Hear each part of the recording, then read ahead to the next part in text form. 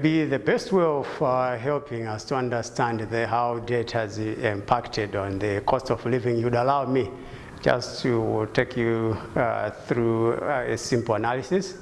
Again, I always do comparison 2011 and 2022 where we are now. So the cost of living at JCTR is measured by the basic needs and nutrition basket, which we've been doing for over 30 years now. And this is a basket that contains the essential food items and also essential non-food items for a family of 5 in Lusaka, but also in other towns in Zambia. But in the case of Lusaka, I would draw your attention to this comparison that in 2011, the basket stood at 2,900 kwacha, and as compared to the basket in February 2022, which is at 9,305 kwacha. And of course, we need to speak in perspective.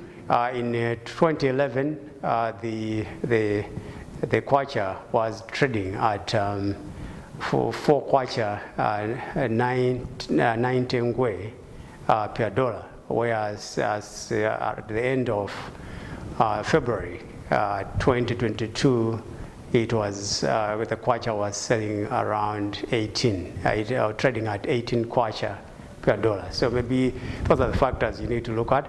But also then there are issues to do with, take for instance the performance of the, this is the performance of the currency which I've given you, but also if you look at the inflation in 2011, as in December 2011, was at 6%.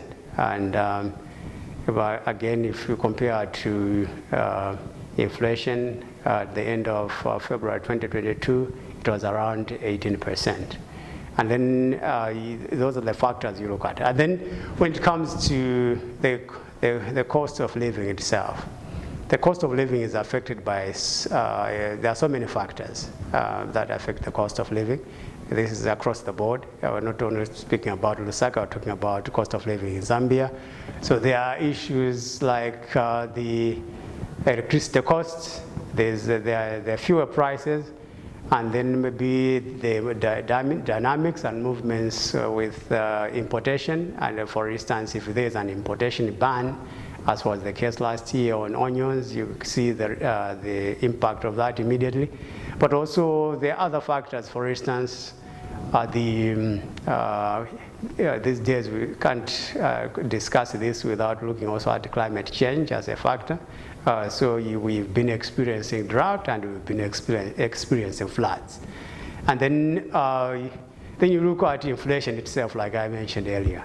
Now, inflation itself does affect also the value of the kwacha and also the cost of commodities.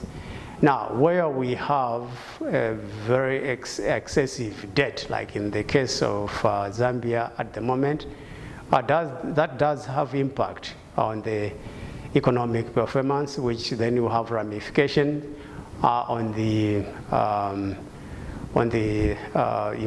employment, but also even the strength of the currency. I mentioned the performance of the kwacha, also to affect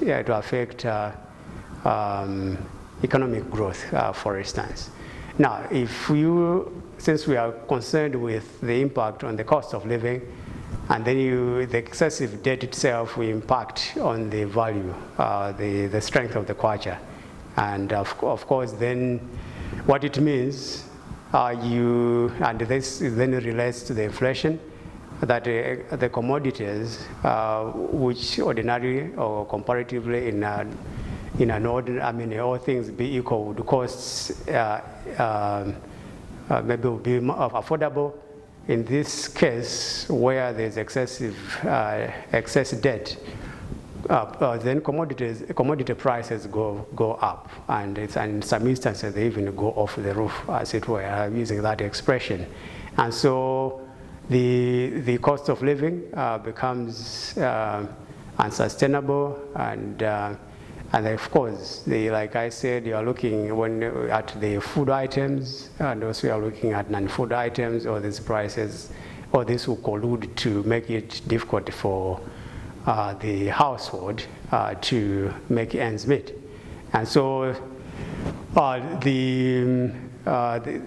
just in the case of Zambia, you'd appreciate that most of our Zambia is largely import.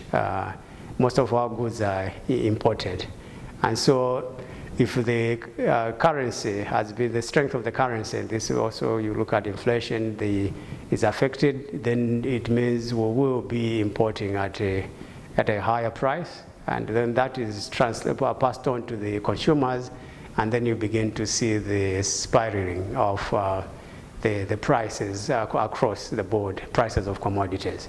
Yeah, so debt does have a spiral effect on all those issues I mentioned earlier.